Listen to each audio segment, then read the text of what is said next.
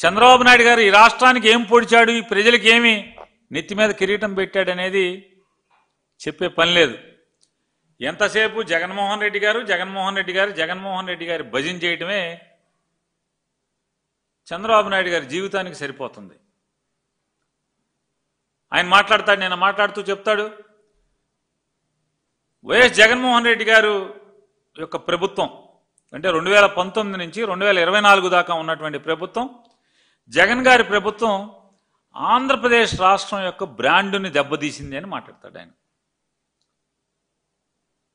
నేను చంద్రబాబు నాయుడు గారిని లేదా ఈ రాష్ట్ర ప్రజలందరినీ కూడా అడుగుతున్నాను, అసలు ఈ ఆంధ్రప్రదేశ్ రాష్ట్రానికి ఉన్నటువంటి బ్రాండ్ ఏంటి? ఏపీకి ఉన్న బ్రాండ్ ఏంటి? అన్యాయంగా, అనైతికంగా, సహజ ధర్మాలకి విరుద్ధంగా ముక్కలు చేయబడ్డటువంటి ఆంధ్రప్రదేశ్ రాష్ట్రం వ్యవసాయానికి ఆలవాలం అనేటువంటి బ్రాండింగ్ మనకున్న బ్రాండింగ్. దేశానికి, భారతదేశానికి దక్షిణ ధాన్యాగారం ఈ ఆంధ్రప్రదేశ్ రాష్ట్రం అయితే మరి ఆ బ్రాండ్ని సర్వనాశనం చేసింది ఎవరు? ఇప్పటి వరకు నారా చంద్రబాబు నాయుడు గారు ఎక్కేంత వరకు కూడా, లేదా ఆయన ఎప్పుడు ప్రభుత్వంలో చేరకపోయినా కూడా, ఎవరు ఉన్నా కూడా ఆ ప్రభుత్వం రైతు హితకారిక ప్రభుత్వం. ఇప్పటివరకు ఎవరు నడిపినా కూడా ఈ ప్రభుత్వం అంటే ఆంధ్రప్రదేశ్ రాష్ట్ర ప్రభుత్వం అంటే రైతు హితం కోరేటువంటి ప్రభుత్వాలైతే ఎన్టీ రామారావు గారిని వెన్నుపోటు పొడిచి కూలదోసి చంద్రబాబు నాయుడు గారు కుర్చీ ఎక్కిన దగ్గర నుండి కూడా రైతు హితాన్ని గాలికి వదిలేసినటువంటి వాడు ఎవరున్నా అంటే నారా చంద్రబాబు నాయుడు గారు కదా. అది ఈ రాష్ట్రంలో చిన్న పిల్లోడిని అడిగినా అడిగి చెప్తాడు, రైతు కూలీని అడిగినా చెప్తాడు, ఏ మూల రైతుని అడిగినా కూడా చెప్తాడు కదా. ఆయన నారా చంద్రబాబు నాయుడు గారు ఎప్పుడు గద్దెనెక్కినా సరే, ఎప్పుడు ముఖ్యమంత్రిగా పదవి చేపట్టినా సరే ఆయన దృక్పథం రైతు వ్యతిరేక దృక్పథం. అప్పుడు కాదు, ఈ రోజుకి కూడా, ఇప్పటికి కూడా రైతుని, వ్యవసాయాన్ని గుడ్డి కన్నుతో చూడటమే చంద్రబాబు నాయుడు గారి దృక్పథం కదా. కాదని నేను అనే విషయాన్ని ఎవరు ఖండించగలరు? పచ్చిగా చంద్రబాబు తరపున ఏదో పదవి కోసం ఏదో అవసరం కోసం మాట్లాడాల్సినటువంటి ఎవరైనా నాయకులు మాట్లాడాలి తప్పితే కార్యకర్తలు కూడా మాట్లాడగలరు. చంద్రబాబు పాలసీ ఏంటి? రైతును గుడ్డి కన్నుతో చూసేటువంటి పాలసీ కదా. ఆయన నిన్న మాట్లాడతాడు, ఎంత పచ్చి దగాకోరు మాటలు మాట్లాడతాడంటే, అంటే దిగజారుడు మాటలు. వైఎస్ఆర్ కాంగ్రెస్ పార్టీ పాలనలో 10 లక్షల కోట్లు అప్పు చేసేసింది రాష్ట్రానికి అని చెప్పి ఆయన మాట్లాడతాడు. ఎన్నికల ముందేం చెప్పాడు? 14 లక్షల కోట్లు అప్పు చేశారని చెప్పి మాట్లాడాడు. మాట్లాడటమే కాదు, 14 లక్షల కోట్లు అప్పు చేశారు జగన్మోహన్ రెడ్డి, 15 లక్షల కోట్లు అప్పులు చేశాడని విపరీతమైనటువంటి విష ప్రచారం చేశారు. గెలిచిన తర్వాత అసెంబ్లీలో ఏం చెప్తారు? జగన్మోహన్ రెడ్డి గారి పీరియడ్లో 2019 నుంచి 24 దాకా వైఎస్ఆర్ కాంగ్రెస్ పార్టీ ప్రభుత్వం చేసినటువంటి అప్పు 3,33,000 కోట్ల 513 3,33,513 కోట్లు అప్పు చేశారని చెప్పాము అసెంబ్లీలో రాతపూర్వకంగా చెప్తారు. అంటే ఏంటి దాని అర్థం ఏంటి? 2019 నుంచి 24 దాకా జగన్మోహన్ రెడ్డి గారి ప్రభుత్వం 3,33,513 కోట్ల రూపాయలు అప్పు చేసింది ఈ రాష్ట్రానికి అని చెప్పేమో అసెంబ్లీలో చెప్తారా? ఎన్నికల ముందేమో 14 లక్షలు 15 లక్షల కోట్లు అని చెప్తారా? ఇప్పుడు మళ్ళీ నోటుకు వచ్చినట్టు 10 లక్షలు అని మాట్లాడతావా? చంద్రబాబు నాయుడు గారు మన వయసుకు తగ్గట్టన్నా మాట్లాడాలి కదా. 50 ఏళ్ల అనుభవం అని చెప్తారు మీకు. నేను మోడీ కంటే ఇంకెవరో కంటే కూడా సీనియర్ నుంచి మాట్లాడతారు మీరు. మీ ప్రభుత్వంలో అంటే జగన్మోహన్ రెడ్డి గారు అధికారానికి ఎక్కే నాటికి మీరు చేసినటువంటి అప్పు ఎంత, మీరు ఎంత చేసి అప్పు చెప్పారు? ఇవాళ జగన్మోహన్ రెడ్డి గారు 3 లక్షల చిల్లర కోట్లు అప్పు చేశారని చెప్పి మీరే అసెంబ్లీలో చెప్పారు. జగన్మోహన్ రెడ్డి గారు 5 ఏళ్లలో 3,33,513 కోట్ల రూపాయలు అప్పు చేస్తే ఈ 18 మాసాల్లో 2,66,517 కోట్ల రూపాయలు మీరు అప్పు చేసిన మాట వాస్తవా కాదా?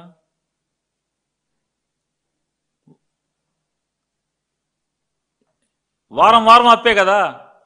మొన్న మంగళవారం డిసెంబర్ 2వ తారీఖు 3,000 4,000 తెచ్చినట్టున్నారు. దాంతో కలిపి 2,66,000 కోట్ల 66,516 కోట్లు 17 కోట్లు అని చెప్తున్నారు. అంటే ఏంటి 18 నెలలు అంటే జగన్మోహన్ రెడ్డి గారు 60 మాసాలు, మీ 18 మాసాలు. ఎవరు దివాళా కోరు ప్రభుత్వం? ఎవరిది అప్పుల ప్రభుత్వం? ఎవరిది అప్పుల ప్రభుత్వం? చంద్రబాబు నాయుడు గారు ఇంకా పచ్చిగా ఏం మాట్లాడతారు? జగన్మోహన్ రెడ్డి గారు భవిష్యత్ ఆదాయాల్ని అంటే జగన్మోహన్ రెడ్డి గారు ముఖ్యమంత్రిగా ఉండగా వైఎస్ఆర్ కాంగ్రెస్ పార్టీ ప్రభుత్వం భవిష్యత్ ఆదాయాల్ని, ప్రభుత్వ ఆస్తుల్ని తాకట్టు పెట్టి అప్పులు తెచ్చారని చెప్పి మాట్లాడుతున్నారు. అలా ఆ వాస్తవాల్లోకి వెళ్దాం. ఆ వాస్తవాల్లోకి వెళ్తే జగన్మోహన్ రెడ్డి గారి ప్రభుత్వంలో 5 ఏళ్లలో కేవలం 1,941 కోట్ల ఆస్తుల్ని మార్టిగేజ్ చేసి 25,000 కోట్ల రూపాయలు 5 ఏళ్లలో 60 మాసాల్లో 1,941 కోట్ల రూపాయలు ఆస్తుల్ని మార్టిగేజ్ చేసి 25,000 కోట్ల రూపాయలు అప్పు తెచ్చినటువంటి రికార్డు అని మీరే మాట్లాడారు. మీరే రాతపూర్వకంగా మీరు డిక్లేర్ చేశారు. ఇది నేను నా సొంతంగా కూడా చెప్పట్లేదు, మీరు చెప్పిందే. ఇవాళ మీరేం చేస్తున్నారు? మీరేం చేశారు? ఇవాళ భవిష్యత్ ఆదాయాల్ని 1,91,000 కోట్ల ఆస్తుల్ని, ప్రజల ఆస్తుల్ని తాకట్టు పెట్టి కేవలం 9,000 కోట్ల రూపాయలకి తాకట్టు పెట్టేశారు. భవిష్యత్ మైనింగ్ ఆదాయం మొత్తాన్ని కూడా తాకట్టు పెట్టారు. ఎంత అంటే దిగజారి మీరు దిక్కుమాలిన అప్పు చేశారంటే ఈ 9,000 కోట్ల రూపాయలకి అప్పు వసూలు చేసుకుంటాకి ఫైనాన్స్ సెక్రటరీ గారి సంతకం కానీ, చెక్కు కానీ, అప్రూవల్ కానీ అక్కర్లేదు. ఫైనాన్స్ మంత్రి సంతకం అక్కర్లేదు, ఫైనాన్స్ మంత్రి అప్రూవల్ అక్కర్లేదు. ఆఖరికి ముఖ్యమంత్రి గారి సంతకం కానీ అప్రూవల్ కానీ అక్కర్లేదు. క్యాబినెట్ కూడా అప్రూవల్ అక్కర్లేదు. క్యాబినెట్ కూడా అప్రూవల్ అక్కర్లా, గవర్నర్ అప్రూవల్ అక్కర్లా. సరాసరి మీకు అప్పు ఇచ్చినోడు 9,000 కోట్ల రూపాయలు అప్పు ఇచ్చినోడు రిజర్వ్ బ్యాంక్లో మీ ఖాతాలో చేయబెట్టండి, ప్రభుత్వ ప్రజల జేబులో చేయబెట్టి తీసేసుకోవచ్చు ఎవడి పర్మిషన్ లేకుండా. ఇంతకన్నా దిగజారు అప్పు చేసేవాడు ఎవడన్నా ఉంటాడా ఈ దిక్కుమాలిన దేశంలో? ఇంత దిక్కుమాలిన అప్పు ఎవడన్నా చేస్తాడా? మీ దిక్కుమాలిన ప్రభుత్వం కాబట్టి దిగజారి ఇవాళ ఇంత ఘోరంగా అప్పులు చేసేవాడు ఎవడున్నాడా? 1,91,000 కోట్ల రూపాయల ఆస్తుల్ని తనఖా పెట్టి 9,000 కోట్ల రూపాయల కోసం భవిష్యత్తు దాని మీద వచ్చేటువంటి ఆదాయాల్ని కూడా తనఖా పెట్టి తీసుకొచ్చిన చరిత్ర మీదైతే మీకన్నా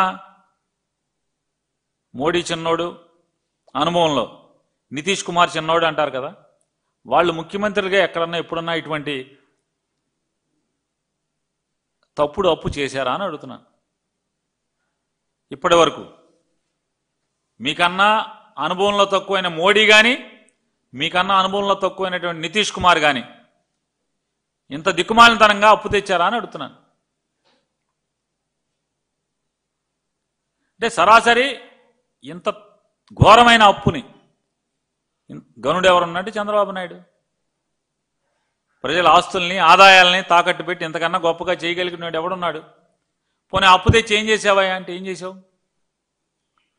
ఎవరికైనా తెలుసా? ఇవాళ వరకు ఈ 18 మాసాల్లో డిసెంబర్ 2వ తారీఖు వరకు చేసినటువంటి 2,66,517 కోట్ల రూపాయల అప్పు ఏం చేశారనే లెక్క ఎవరికైనా చెప్పారా మీరు అడుగుతున్నా? వైట్ పేపర్ ఇస్తారా? ఇవ్వలేరు. ఏమన్నా సూపర్ 6 సూపర్ 8 ఏం చేశారు? ఎన్ని బకాయిలు ఉన్నాయి? అసలు మీరు ముగ్గురు కలిసి, చంద్రబాబు నాయుడు గారు, మీరు, మీ ఉప ముఖ్యమంత్రి, మీ అబ్బాయి, మీరు ముగ్గురు కలిసి అడుగు తీసి అడుగేయటానికి హెలికాప్టర్లు, విమానాలు, ఈ హెలికాప్టర్లో విమానాలు వేసుకు తిరిగి చెమటోడ్చి కష్టపడి 18 మాసాల్లో 2,66,517 కోట్లు అప్పు చేశారా? మీరే మాట్లాడుతున్నారు కదా, ఈ 18 నెలలు ఎంతో కష్టపడ్డాం మేము ముగ్గురు అని. ఏం కష్టపడ్డారు? అప్పులు చేయటాక, హెలికాప్టర్లు తిరగటాక, ఆఖరికి మీ ఇంటికాంచి గన్నవరానికి కూడా మీరు కారులో వెళ్ళే పరిస్థితి లేదా? మీ ముగ్గురు హెలికాప్టర్లు వెళ్తారు ఇక్కడి నుంచి గన్నవరం ఎయిర్పోర్ట్కి. గన్నవరం ఎయిర్పోర్ట్ నుంచి మీ ఇంటికి రావడానికి హెలికాప్టర్లు వస్తారు. ఆయన మంగళగిరి ఆఫీస్కి మీరు ఎక్కడికి వెళ్ళాలంటే హెలికాప్టర్లన్నా.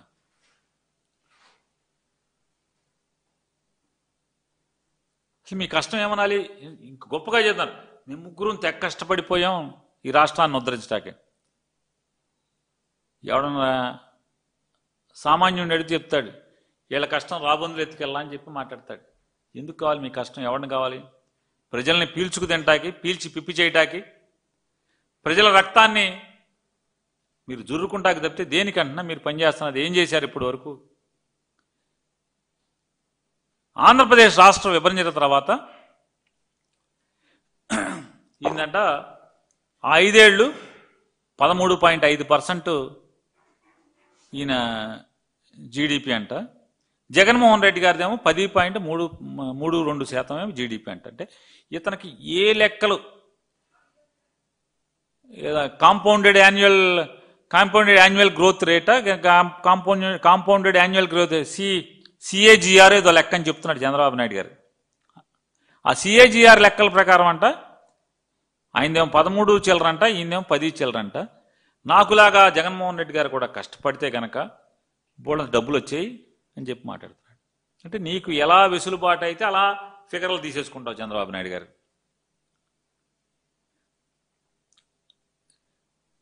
మీ 5 ఏళ్ళు ప్రతి సంవత్సరం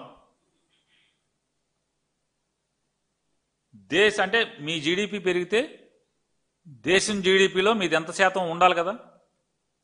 ఇప్పుడు మనం పావలా సంపాదించాం అనుకోండి, మన పావలా దేశానికి వచ్చిన రూపాయిలో మనది ఎంత ఉందా? 5 పైసలు ఉందా, 4 పైసలు ఉందో రావాలి కదా లెక్క. ఆ లెక్కలు తీద్దామా? అవి వాస్తవాలు కదా వాళ్ళు వచ్చేప్పటికి. ఏదైనా యాక్చువల్ జీడిపి వచ్చేప్పటికి 3 ఏళ్ళు 4 ఏళ్ళు పడుతుంది, కనీసం 2 ఏళ్ళు పడుతుంది. ఈ సెకండ్ లెవెల్ కరెక్షన్ వచ్చేప్పటికి ఆ లెక్కలు తీద్దామా? 40 ఏళ్ళు 50 ఏళ్ళు అనుభవం అని చెప్పేటువంటి నీ ఆదాయాలు, నీ పరిపాలన, ఒక్కరోజు కూడా ముఖ్యమంత్రిగా అనుభవం లేనటువంటి యువకుడైన జగన్మోహన్ రెడ్డి గారు తన 5 ఏళ్లలో ఈ రాష్ట్రానికి ఆదాయ వనరులు ఏ రకంగా ఉన్నాయి, లేదా క్యాపిటల్ ఇన్వెస్ట్మెంట్ ఎవరిది ఎంత ఉంది? మీది ఎక్కువ ఉందా? జగన్మోహన్ రెడ్డి గారి ఇన్వెస్ట్మెంట్, క్యాపిటల్ ఇన్వెస్ట్మెంట్ ఎక్కువగా ఉందా? రండి, రేపు మాపం మా బొగ్గన రాజేంద్రనాథ్ రెడ్డి వస్తాడు, కూర్చోండి. మీరు వస్తారో ఎవరు వస్తారో రండి, మీరు రండి. చంద్రబాబు నాయుడు గారు వచ్చి కూర్చోండి, మా వాడు వచ్చి కూర్చుంటాడు, మా బొగ్గన వచ్చి కూర్చుంటాడు, లెక్కలు డొక్కలతో సహా మొత్తం మాట్లాడతాడు. ఇంత పచ్చి దగాగా మాట. నీకేది వెసులుబాటు ఉంటే, చంద్రబాబు నాయుడు గారికి ఏది వెసులుబాటు ఉంటే అది ఆ కొలమానం మాత్రమే తీసుకుంటావా? 2 సంవత్సరాలు కోవిడ్ పీరియడ్ని కూడా అధిగమించి, అంటే ఎంత దేశం అతలాకుతలం అయిపోయిన పరిస్థితుల్లో కూడా అతను 3 సంవత్సరాలు తీసుకున్నా కూడా, లేదా 5 ఏళ్ళు తీసుకున్నా కూడా, ఎంత తీసుకున్నా కూడా మీకన్నా దేశ నిష్పత్తిలో ఎక్కువే నిలబెట్టగలిగాడు. కంట్రీ జీడిపిలో ఎక్కువ నిలబెట్టగలిగాడు, ఎంతో అభివృద్ధి చేశాడు, క్యాపిటల్ ఇన్వెస్ట్మెంట్ మీకన్నా కూడా ఎక్కువ చేశాడు, ఈ రాష్ట్రానికి ఎంతో మంచి చేశాడు, ఎన్నో ఆస్తుల్ని మనుగురులాగా చేశాడు.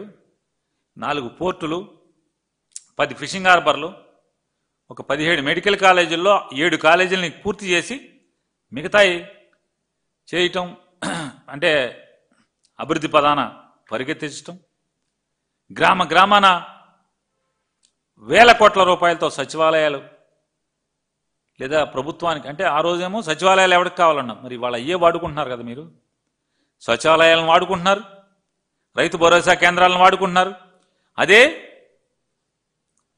హాస్పిటల్ హెల్త్ సబ్ సెంటర్లను కూడా మీరే వాడుకుంటున్నారు కదా. వాడుకుంది ఏముంది? జగన్మోహన్ రెడ్డి గారు సృష్టించినటువంటి సంపదలో ఏది మీరు వాడుకోవట్లేదని అడుగుతున్నాను. ఇంటర్నల్ రోడ్ల వేల కోట్ల రూపాయలతో నిర్మాణం చేసినటువంటి కానీ, లేదా విస్తృతంగా ఆదాయాన్ని వనగూర్చేటువంటి పోర్ట్లు, ఫిషింగ్ హార్బర్లు, సంపదను సృష్టించేటువంటి మీరేది సృష్టించారు? ఇవాళ జగన్మోహన్ రెడ్డి గారు నమ్మేది ఒకటే, చంద్రబాబు నాయుడు పోయి జగన్ వచ్చినా, జగన్ వెళ్ళి చంద్రబాబు వచ్చినా ఈ రాష్ట్రంలో ఉన్నటువంటి పేద ప్రజల బాగోగుల్లో పెద్దగా మార్పులు ఉండేటువంటి అవకాశాలు తక్కువగా ఉంటాయి. సామాన్యుడి కుటుంబంలో ఆ పిల్లలతో ఉన్నత చదువుల ద్వారా మాత్రమే ఆ కుటుంబం ఆర్థిక పురోభివృద్ధి సాధిస్తుంది అనేది నమ్మినవాడు నాడు రాజశేఖర రెడ్డి అయితే నేడు జగన్మోహన్ రెడ్డి గారు. దానికోసం ఎన్ని స్కూల్స్ని మార్చి చూపించాడు, స్కూల్స్లో నాణ్యతను మార్చి చూపించాడు. మీరేం చెప్తున్నారు? ఇంత చేస్తే స్కూల్స్ అంటే ఆయన నాశనం చేస్తే మీరు బాగు చేస్తున్నారా? సిగ్గుండాలి కదా అంటున్నాను. పెద్ద వయసు 77 ఏళ్ళు 78 ఏళ్ళు వయసు వచ్చింది మీకు. ఇంత పచ్చిగా ప్రజలందరూ కళ్ళతో చూస్తున్నటువంటి వాటిని మీరు జగన్మోహన్ రెడ్డి గారు నాశనం చేశారని మీరు మాట్లాడి మీరు బాగు చేశారా? మీరు బాగు చేసిన వాళ్ళు అయితే మీకు అంత దొమ్మే ఉంటే నిన్న ఏంటి గ్రేట్ పేరెంట్ టీచర్స్ మీటింగ్ అనేది పెట్టారు కదా, ఎక్కడ పెట్టారు? ఏదైనా క్లాస్ రూమ్లో పెట్టారా? ఓ సినిమా సెట్టింగ్ వేసి ఎందుకు పెట్టుకునే కర్మ మీకు వచ్చింది? ఎందుకు వచ్చిందంటే మీరు ఏ స్కూల్కి వెళ్ళినా అక్కడ జగన్మోహన్ రెడ్డి గారు ప్రజలకి గుర్తొస్తాడు కాబట్టి. ఆ స్కూల్ మార్చింది జగన్మోహన్ రెడ్డి, ఆ బల్లలు మాత్రం తెచ్చుకున్నారు ఇక్కడికి, ఆ సెట్టింగ్లోకి. ఏం చేశారని ఒక తొంటరి విలేకరు అడిగాడు. సరే జగన్మోహన్ రెడ్డి నాశనం చేశాడు సరే అండి, మీరేం చేశారంటే మేము ఏంటి గొప్పగా పేరెంట్స్ టీచర్స్ మీటింగ్స్ కండక్ట్ చేశారంట.